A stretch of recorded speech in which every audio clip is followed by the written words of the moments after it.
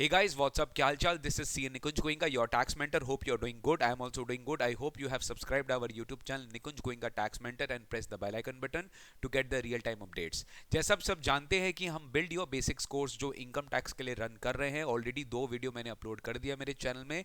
अगर आप नहीं देखे तो प्लीज जाकर देख लीजिए. मैं डिस्क्रिप्शन बॉक्स में उसका लिंक प्रोवाइड कर दूंगा. आज हम स्टार्ट करेंगे थर्ड सेशन. आज का अपना जो टॉपिक है बड़ा मजेदार टॉपिक है जिसका नाम है हेड्स ऑफ इनकम. क्या बोला मैंने? जिसका नाम है हेड्स ऑफ इनकम. अल्टीमेटली अपने को समझना पड़ेगा कि इनकम टैक्स जो लग रहा है वो क्या चीज पे लगता है गाइस. इनकम टैक्स क्या चीज पे लगता है बेटा? इनकम टैक्स टोटल इनकम पे लगता है. किस पे लगता है? इनकम टैक्स टोटल इनकम पे चार्ज किया जाता है.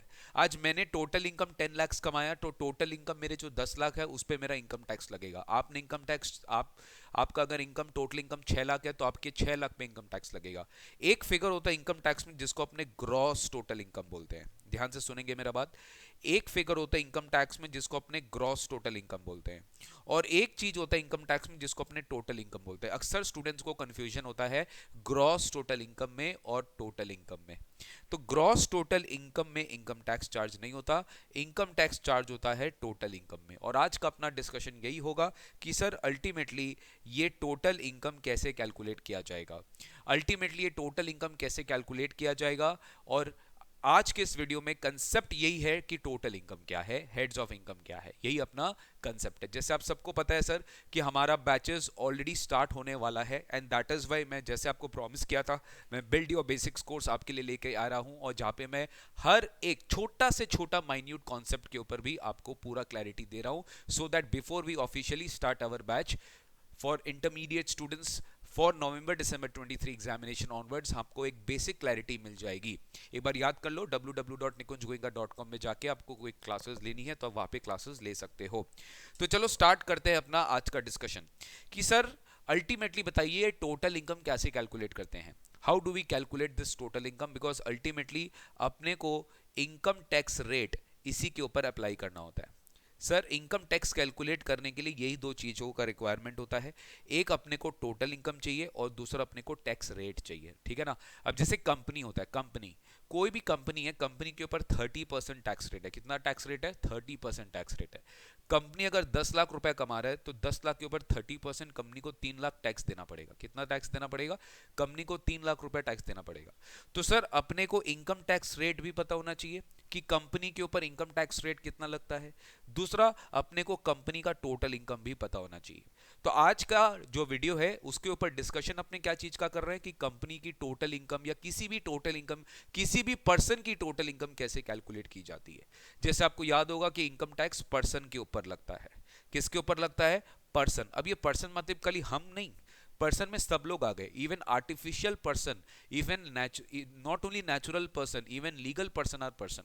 कोई कंपनी एक पर्सन हो सकता है, एक पार्टनरशिप फर्म एक पर्सन हो सकता है, एक जॉइंट वेंचर एक पर्सन हो सकता है, एक लिमिटेड लायबिलिटी पार्टनरशिप एक पर्सन हो सकता है, फॉरेन कंपनी, कैसा भी कंपनी एक पर्सन हो सकता है, एक फैमिली एक पर्सन हो सकता है.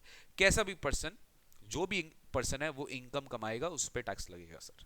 अब वो कौन से इनकम पे टैक्स लगेगा? टोटल इनकम पे टैक्स लगा जाएगा. किसके, कौन से इनकम पे? टोटल इनकम पे.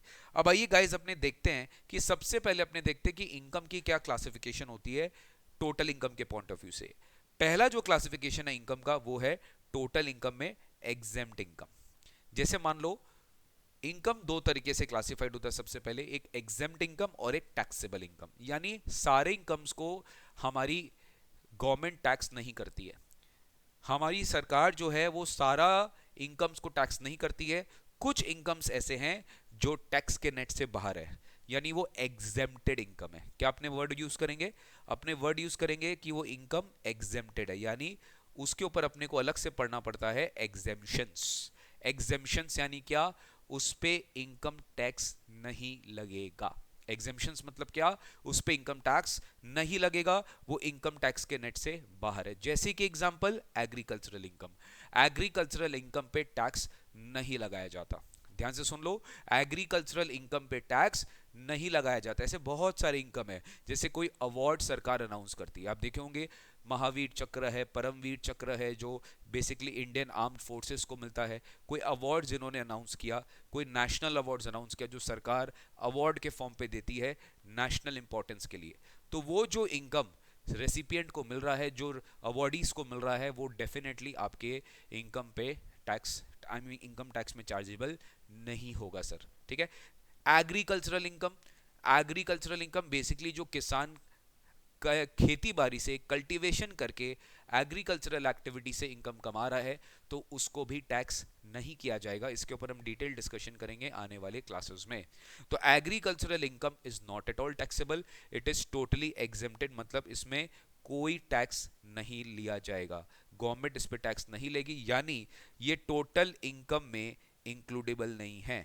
This is not includable in your total income, ये आपके टोटल इनकम में इंक्लूड ही नहीं होगा सर। क्लियर हुआ? ये अपने टोटल इनकम में इंक्लूड ही नहीं होगा। बाद बाकी जो इनकम है वो टैक्सेबल हो जाता है। अब सर ये कहाँ लिखा हुआ है सर कि ये इनकम एग्जेम्प्ट है, ये इनकम टैक्सेबल है? नहीं, ऐसा नहीं होता सर। इनकम टैक्स एक्ट में जितने भी इनकम में जितने भी इनकम एग्जेम्प्टेड है, वो सारे के सारे section number 10 of income tax act 1961 में प्रोवाइड किया गया है।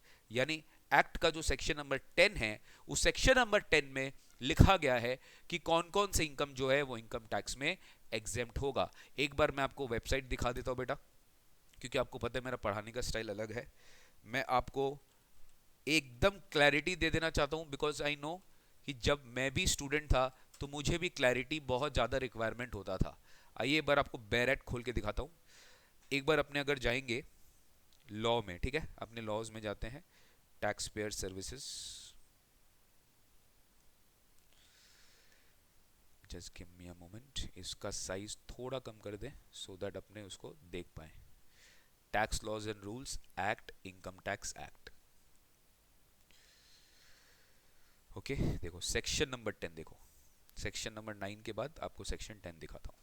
देखो क्या लिखा है, can you see this? Income not includable, income not includable in total income. क्या बोला मैंने? Income not includable in total income. क्या लिखा? Income not included in total income, मतलब जो इनकम टोटल इनकम में इंक्लूड नहीं किया जाएगा, जो इनकम टोटल इनकम में इंक्लूड नहीं किया जाएगा। यानी सेक्शन नंबर 10 अगर अपने देखे, अब आप बताओ सर, लास्ट वीडियो में अपने डिस्कस किए थे subsection clause, sub clause. Sir last video जो बच्चे फर्स्ट टाइम देख रहे हैं भाई, तभी तो बोल रहे हैं मिस मत करो, ये गोल्डन अपॉर्चुनिटी है, बिल्ड योर बेसिक्स पूरा देख डालो, ये गोल्डन अपॉर्चुनिटी, हर चीज के बारे में डिस्कस किया जा रहा है। ठीक है, फिर भी एक बार देख लो। देखो क्या लिखा है, incomes which do not form part of total income, incomes which do not form part of total income, जिस पे इनकम टैक्स नहीं लगेगा क्योंकि वो टोटल इनकम में इंक्लूड ही नहीं किया जाएगा। फिर क्या लिखा है, incomes not included in total income, ये सेक्शन का नाम है, section 10। In computing the total income of a previous year of any person, any income falling within any of the following clauses shall not be included। पहला ही क्या बोल दिया? Agricultural income. Agricultural income आपके total income में include नहीं किया जाएगा। तो 10 क्लॉज 1 क्लॉज 2 ऐसे करके बहुत सारे क्लॉजेस है, जिसके बारे में हम डिटेल में एग्जेम्पशन चैप्टर में पढ़ेंगे जब अपना क्लास स्टार्ट होगा, कि सर ये जो इनकम है ये टोटली क्या है, ये एग्जेम्प्टेड इनकम है, this is totally exempted income, इस पे टैक्स नहीं लगाया जाता, इस पे टैक्स गवर्नमेंट चार्ज नहीं करती, ये बाहर कर देती है, ये टोटल इनकम से एकदम आउट हो जाता है। देन अपना जो इनकम बचा है, जो एग्जेम्पशन में इंक्लूडेड नहीं है, जो एग्जेम्पशन में इंक्लूडेड नहीं है, वहां पे आपका जो इनकम है वो टैक्सेबल इनकम माना जाता है। रिपीट, जो एग्जेम्पशन में इंक्लूडेड नहीं है वो अपना टैक्सेबल इनकम माना जाता है। Correct guys? जो एग्जेम्पशन में इंक्लूडेड नहीं है। अब आप समझो कि जो टैक्सेबल इनकम है वो कोई भी इनकम हो बेटा, एक बात एकदम ध्यान रखिए, कोई भी इनकम इनकम टैक्स एक्ट 1961 के हिसाब से केवल 5 हेड्स में क्लासिफाई हो सकता है। किस में क्लासिफाई हो सकता है? We need to classify our income, we need to classify our income under 5 heads, we need to classify our income under 5 heads. अपने को 5 हेड्स में ये इनकम क्लासिफाई करनी पड़ती है, अपने को 5 हेड्स में इनकम क्लासिफाई करनी पड़ती है। यानी सर मैं आपको बताऊं, यही है बैकबोन ऑफ इनकम टैक्स। अगर आप इसको पढ़ डाले ना, अगर आप इसको पढ़ डाले तो आपका सोचो 65% of your syllabus is this, 60 to 65% of your syllabus is this. जो भी आपको एफर्ट मारना है 60 to 65% ऑफ योर सिलेबस आपको एफर्ट मारना है हेड्स ऑफ इनकम समझने में। यदि आप हेड्स ऑफ इनकम समझ लेते तो आपका 60-65% सिलेबस यही खत्म हो जाता है। तो हेड्स ऑफ इनकम मतलब क्या? Your income will be classified under this 5 heads of income. आपका इनकम इसी 5 हेड्स में क्लासिफाई हो सकता है, और 6th हेड है ही नहीं और कहीं पे भी नहीं जाएगा। यानी पांचों हेड को आपको टोटल करना पड़ता है, और वो पांचों हेड का जो टोटल फिगर आएगा, this will give you gross total income. हाइला हाइला हाइला sir आपने तो टोटल इनकम बोला। अरे रुको भाई रुको, आराम आराम से चलेंगे। अपने अभी क्या डिस्कस कर रहे हैं? अपने हेड्स ऑफ इनकम। इस वीडियो का टॉपिक क्या है? Heads of income. तो आज का टॉपिक है हेड्स ऑफ इनकम। आगे बताएंगे टोटल इनकम के बारे में भी बताएंगे। सर सबसे पहला हेड जो होता है इनकम टैक्स में वो है सैलरी। तो अब समझते ही है सर। आप लोग ऑब्वियसली सोच के, बहुत सारे स्टूडेंट्स तो सोच के रखा होगा कि मैं जब सीए बनूंगा, सीएमए बनूंगा, सीएस बनूंगा, मैं तो जॉब करूंगा, right? I you have a you आपको किसी भी कंपनी का डायरेक्टर बनना है या फिर आपको सीएफओ बनना है, आप सोच के रखे होंगे कि आपको हाई पेइंग जॉब चाहिए। तो बेटा जो भी जॉब करके आपको रेम्युनरेशन मिलेगा ना, वो आपका जो इनकम आप अर्न करोगे, आप ध्यान से सुन लो, वो आपका इनकम फ्रॉम सैलरी वाले हेड में टैक्सेबल होगा।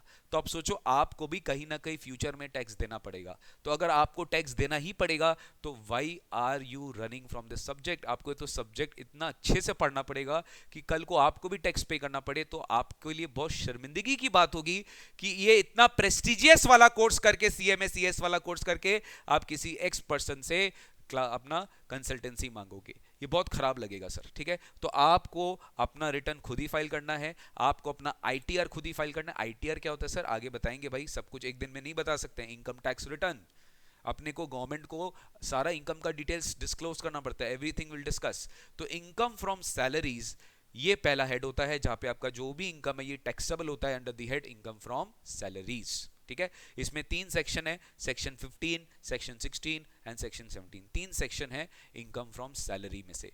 तो यानी जो भी कंपनी आपको पेमेंट करेगा एज एन एम्प्लॉयर, यानी यहां पर क्या होता है? यहां पर सबसे इंपॉर्टेंट होता है एम्प्लॉयर एम्प्लॉय। कोई भी कंपनी अपने एम्प्लॉयज को जो पेमेंट करेगा, तो एम्प्लॉय के लिए कौन सा इनकम है? एम्प्लॉय के लिए सैलरी इनकम है। तो एम्प्लॉय अपना सैलरी इनकम में उसको क्या कर देगा? टैक्सेबल कर देगा। एम्प्लॉय अपना सैलरी इनकम में उसको क्या कर देगा? टैक्सेबल कर देगा।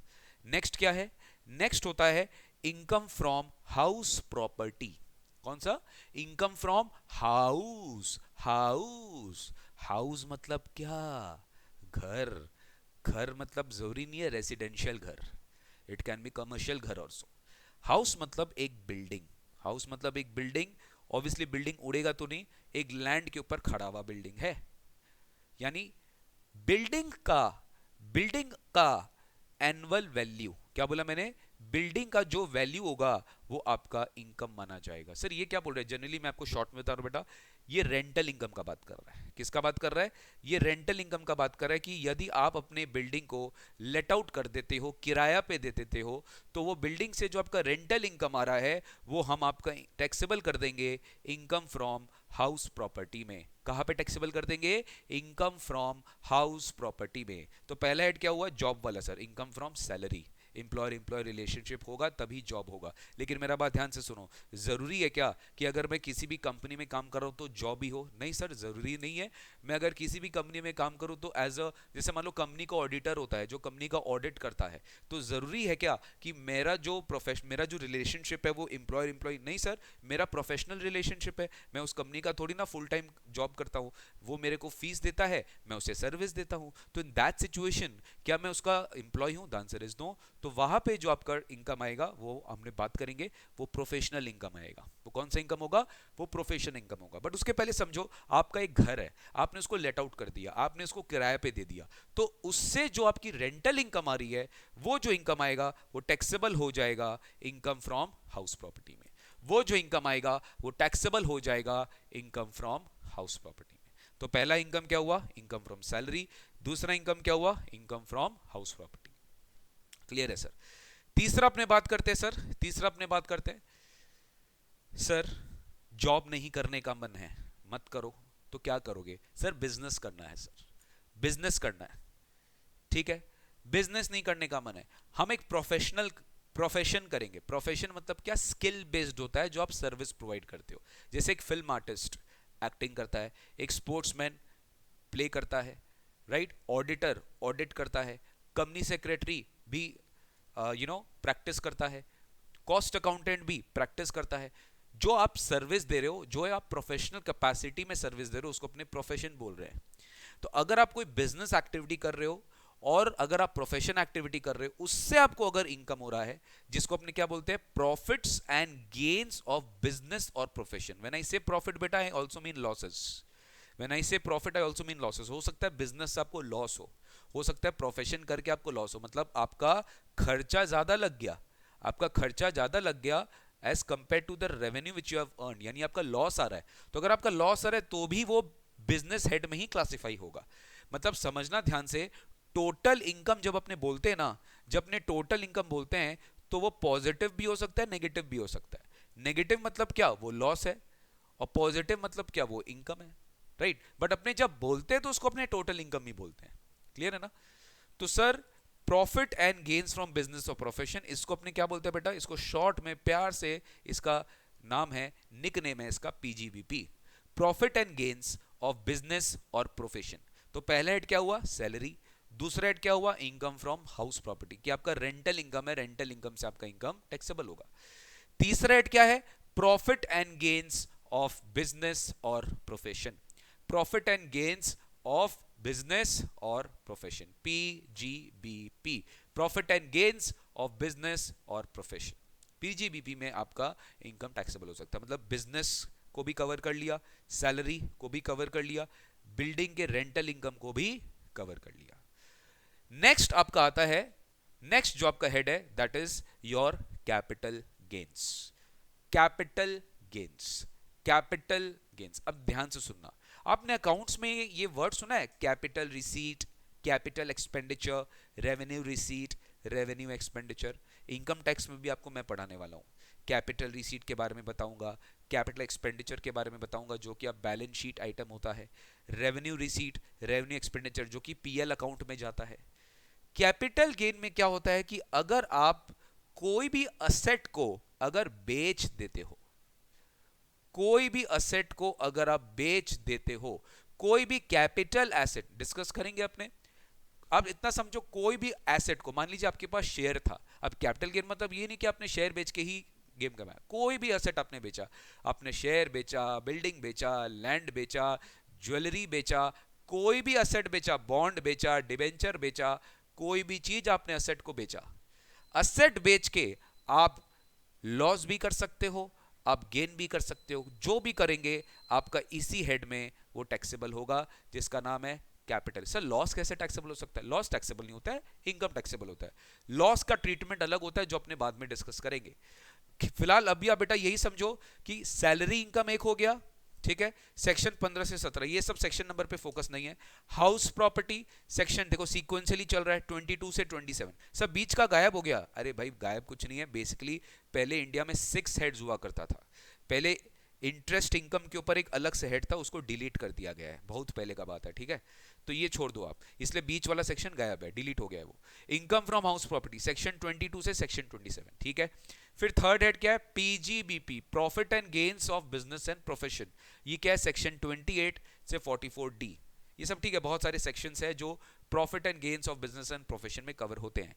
फिर आता है 44D के बाद 45 सीरीज, 45 से 55A, this is capital gains, कोई भी प्रॉपर्टी बेच के या असेट बेच के कोई भी सेल प्रोसीड्स, जो भी इनकम आ रहा है वो आपका कैपिटल गेन। अब जैसे मैं सिंपल उदाहरण दूं, ये बिल्डिंग को अगर अपने रेंट पे लगाते हैं तो उसे हाउस प्रॉपर्टी इनकम आएगा, लेकिन वही अगर अपने सेल कर देते हैं तो उसे कैपिटल गेन आएगा। आप समझे, अगर लेट आउट किए तो रेंटल इनकम हुआ और ये इनकम फ्रॉम हाउस प्रॉपर्टी में टैक्सेबल होगा, लेकिन यही अगर आप सेल कर दिए तो आपको कैपिटल गेन में ये टैक्सेबल हो जाएगा। जाएगा कहां पे, कैपिटल गेन में। तो ये कौन सा हेड है, चौथा head of income, this is the fourth head of income. And last में एक ऐसा हेड जो बहुत रेलिवेंट है, अगर कोई भी इनकम किसी का भी नहीं है तो वो उसका है। सर नाम से लग गया, income from other sources. Other sources मतलब बचा कुचा, बाद बाकी सोर्सेज से अगर कोई इनकम है और अगर वो सैलरी में टैक्सेबल नहीं हो रहा है, एचपी में टैक्सेबल नहीं हो रहा है, पीजीबीपी में टैक्सेबल नहीं हो रहा है, कैपिटल गेन में टैक्सेबल नहीं हो रहा है, तो वो अदर सोर्सेज में टैक्सेबल होगा। यानी बैलेंसिंग फिगर, आप क्लोजिंग बैलेंस को क्लोजिंग बैलेंस और ओपनिंग बैलेंस अगर आपको पता है तो आपको बीच में इंक्रीमेंटल फिगर लाने के लिए बैलेंसिंग फिगर ले लेते हो ना, तो अदर सोर्सेज भी वैसे ही रोल प्ले करता है, जिसको अपने शॉर्ट में बोलते हैं IFOS, income from other sources, IFOS. तो सर बाद बाकी बचा हुआ इनकम को आप इंक्लूड कर लेते हो इनकम फ्रॉम अदर सोर्सेज में, बाद बाकी बचा हुआ इनकम को आप इंक्लूड कर लेते हो इनकम फ्रॉम अदर सोर्सेज में। तो ये आपका लास्ट हेड ऑफ इनकम है, सेक्शन नंबर 56 से लेके सेक्शन नंबर 59। जैसे कि सर आपकी लॉटरी लग गई, राइट, 1 जनवरी को आपने हॉर्स रेस में बेटिंग किया, विनिंग कर लिए, कहा जाएगा? सैलरी में जाएगा? नहीं। एचपी में जाएगा? नहीं। बिजनेस इनकम में जाएगा? नहीं। कैपिटल गेन में जाएगा? नहीं। अदर सोर्सेज में जाएगा? यस। सर इंटरेस्ट इनकम हमने कमाया, कहां पे जाएगा? Income from other sources. किसी कंपनी से डिविडेंड इनकम आया, कहां पे जाएगा? Other sources. बात समझ में आई? ये है 5 हेड्स ऑफ इनकम, और यही है जान ऑफ इनकम टैक्स। इसको पढ़ लिया तो लाइफ जिंगा लाला। तो salary, HP, PGBP, capital gains, IFOS. क्या बोला? Salary, HP, PGBP, capital gains, IFOS. ये है आपका हेड्स ऑफ इनकम। अल्टीमेटली क्या होता है इनकम टैक्स में? अपने को ये 5 नंबर चाहिए होता है, 1 2 3 4 एंड 5। अल्टीमेटली सैलरी निकाल के एक नंबर आएगा, हाउस प्रॉपर्टी से एक नंबर आएगा, पीजीबीपी से एक नंबर आएगा, कैपिटल गेन से एक नंबर आएगा, आईएफओ से एक नंबर आएगा। पांचों को जब अपने टोटल करते हैं तो what we get gross total income. अपने को क्या मिलेगा? अपने को ग्रॉस टोटल इनकम मिलेगा। अपने को टोटल इनकम नहीं मिलेगा, अपने को ग्रॉस टोटल इनकम मिलेगा। अब होता क्या है बेटा, ग्रॉस टोटल इनकम जब अपने निकाल लेते हैं after adding all the 5 heads of income, I repeat, gross total income जब अपने निकाल लेते हैं after adding all the heads of income, तो बस हम सिर्फ एक ही स्टेप दूर है टोटल इनकम निकालने के लिए। हम बस एक ही, आप इसको नेट टोटल इनकम भी बोल सकते हो, आप उसको टोटल इनकम भी बोल सकते हो, कुछ भी बोल सकते हो। ये जीटीआई बोल सकते हो और ये एनटीआई बोल सकते हो, ठीक है? तो जीटीआई क्या हो गया? Gross total income. एनटीआई क्या हो गया? Net total income. तो सर आप ग्रॉस टोटल इनकम के बाद माइनस करते हो डिडक्शंस। अब ग्रॉस टोटल इनकम के बाद माइनस करते हो deductions. What do you minus? You reduce deductions. Deductions कौन सा डिडक्शंस? चैप्टर 6A में डिडक्शंस है। सर ये चैप्टर क्या है सर फर्स्ट क्लास में पढ़ाया गया था, फिर भी आपको याद दिला देता हूं। देखो बेटा, income tax act, bare act खोल के दिखा रहा हूं, इनकम टैक्स एक्ट खोल के दिखा रहा हूं। याद करो, income tax act is divided into chapters. Income tax act is divided into chapters. Chapter 1 2 3 4 5 6 6A, हाँ सर 6B। देखो बेटा 6A में क्या लिखा हुआ है? 6A में क्या लिखा हुआ है? देखो, deductions to be made in computing total income. Total income compute करने के लिए क्या क्या डिडक्शंस आपको प्रोवाइड करना है। तो देखो, ये पूरा का पूरा सेक्शन 80 का सीरीज है, 80A 80AA 80AB सब कुछ। लास्ट ये एंड होगा 80U के बाद 80V 80VV, 80U के बाद 80V और 80VV। इतने सारे डिडक्शंस आपको मिलते हैं। सर ये डिडक्शन का रोल क्या है, आप समझ पा रहे हैं? अब ये डिडक्शंस का रोल क्या है? ये आपके टोटल इनकम को कम करेगा। ये आपके टोटल इनकम को कम कर रहा है, मतलब ये एक तरीके से क्या है? ये टैक्स बेनिफिट है ना बाबा। अगर ये टोटल इनकम को कम कर रहा है यानी ये टैक्स बेनिफिट दे रहा है। अगर मान लो आपका एग्जाम्पल दे रहा हूं, आपका 10 लाख की जीटीआई आ रही थी, आपका 10 लाख का जीटीआई आ रहा था, आपका ग्रॉस टोटल इनकम 10 लाख का आ रहा था, आपको 2 लाख का डिडक्शन मिल गया, तो आपका टोटल इनकम कितना हुआ? 8 लाख। आपका टैक्स 10 लाख पे नहीं लग रहा, आपका टैक्स 8 लाख पे लगेगा, तो आपको तो बेनिफिट हुआ ना। तो डिडक्शंस जो है वो बेसिकली एक तरीके से टैक्स बेनिफिट गवर्नमेंट देती है। सो तो डिडक्शन देने का पर्पस क्या है? देखो भाई, डिडक्शन देने का पर्पस ये है कि गवर्नमेंट आपको एक अपॉर्चुनिटी देती है। जैसे मैं आपको सिंपल उदाहरण देता हूँ, एक आम आदमी के लाइफ में कुछ कुछ चीजें बहुत कॉमन होती है। जैसे कि वो अपना पैसा बैंक में रखता है, तो डेफिनेटली वो इंटरेस्ट इनकम कमाएगा, तो उसमें से उसको कुछ डिडक्शन मिलता है। डेफिनेटली उसकी एक मेडिक्लेम पॉलिसी हो सकती है, चांसेस है कि वो अपना मेडिक्लेम करवा के रखता है, ताकि फ्यूचर में अगर कोई मेडिकल कंटीजेंसी आए उसके घर में या उसके ऊपर, तो मेडिक्लेम रीइंबर्स करवा सकता है फ्रॉम दी इंश्योरेंस कंपनी। तो मेडिक्लेम करवा के रखता है। काफी लोगों को लाइफ इंश्योरेंस भी होता है कि सर आप अपना लाइफ इंश्योरेंस रीइंबर्स, सर आप पीपीएफ के बारे में सुनेंगे, पब्लिक प्रोविडेंट फंड। आप पीपीएफ में अपना पैसा जमा कराते हो कि फ्यूचर में 15 साल बाद जब आपको पैसा रिक्वायरमेंट होगा तो आप उसको विड्रॉ कर सकते हो। आपका रिटायरमेंट फंड भी हो सकता है। तो बहुत सारे सेविंग स्कीम्स है जिसमें आप पैसे को इन्वेस्ट करते हो, तो वहां पे गवर्नमेंट आपको क्या देती है, डिडक्शन दे देती है। किसमें से, ग्रॉस टोटल इनकम में से। तो एक तरह का टैक्स बेनिफिट है जिससे आपको क्या मिल जाता है, टोटल इनकम मिल जाता है। तो मेरा जो आज का टॉपिक था heads of income and total income, वो मैंने फिनिश किया। आई होप आपको क्लियर हुआ होगा। अभी तक ने बिल्ड योर बेसिक्स का 3 सेशन देख चुके हैं। अगर आपने पहला 2 सेशन नहीं देखा होगा, मैं रिक्वेस्ट करता हूँ इसके वीडियो के डिस्क्रिप्शन बॉक्स में प्लेलिस्ट का लिंक मैं दे दूंगा, प्लीज़ आप फटाफट जाके देख लीजिएगा। मैं आपको एश्योर करता हूँ आप टैक्स कहीं से भी पढ़ लो, मुझे से कोई फ़र्क नहीं पड़ता, लेकिन मेरे को एक चीज़ से फ़र्क पड़ता है कि अगर आप कहीं पे भी टैक्स क्लास स्टार्ट करोगे और without this basic concept start करोगे, तो आप बिल्कुल भी टैक्स का जर्नी इंजॉय नहीं करोगे। अगर आप चाहते हो कि आप टैक्स का जर्नी एंजॉय करें, तो आपको ये वाला बेसिक्स का जो है वो आपको देखना पड़ेगा guys. This is what, that is all from my side. Thank you so much, take care, God bless you. और एक बात मैं आपको भूल जाता हूं बार बार बताने के लिए, काफी स्टूडेंट्स मेरे को रिक्वेस्ट करते रहते हैं, बोलते रहते हैं भाई एक बार के लिए आप सुन लीजिए, please just listen to me. हमारा वेबसाइट www.nikunjgoenka.com में जाकर आप कोर्सेज को अवेल कर सकते हो, चाहे वो सीए इंटरमीडिएट का कोर्स हो, चाहे वो सीएस एग्जीक्यूटिव, जो भी कोर्सेज आपको है आप कोर्सेज अवेल कर सकते हो। सीए में जाओगे आप, सीए इंटरमीडिएट में जाओगे आपको सारा कोर्सेज दिख जाएगा। सीएस में जाओगे आप, सीएस एग्जीक्यूटिव में जाओगे आपको सारा कोर्सेज दिख जाएगा, and so on with other courses too. So that's it guys, thank you so much, take care, God bless you. जितने भी स्टूडेंट्स नवंबर दिसंबर 23 में एग्जाम दे रहे हैं, बस आपको बिल्कुल भी टेंशन नहीं लेना है।